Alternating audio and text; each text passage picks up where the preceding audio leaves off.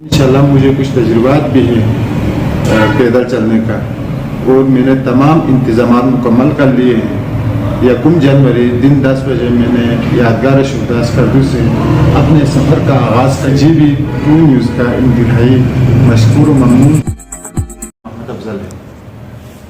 मैं winter tourism में इजाफ़ा करने के लिए, इसको प्रमोट करने के लिए स्कर्दू से 650 किलोमीटर का फासला तय करके इस्लामाबाद तक पैदल जा रहा हूँ।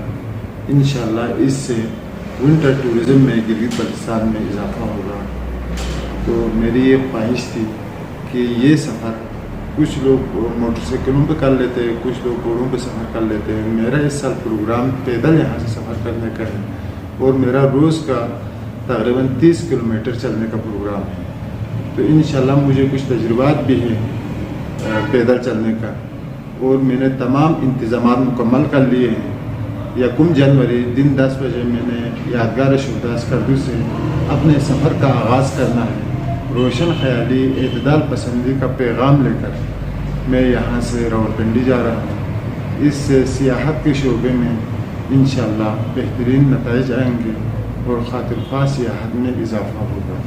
मैं GB2 न्यूज़ का इंतहाई मशकूर व ममनून। आप लोगों ने गिलगित बल्तिस्तान के मसाइल को उजागर करने में इंतहाई अहम इक़दाम उठाए हैं। आप लोगों की बेहतरीन पेशा वाराना सहाफ़त की वजह से गिलगित बल्तिस्तान के अहम मसाइल ऐवान बाला तक पहुँचे, और GB2 न्यूज़ की वजह से ही हमारे कई मसाइल हल हो चुके हैं।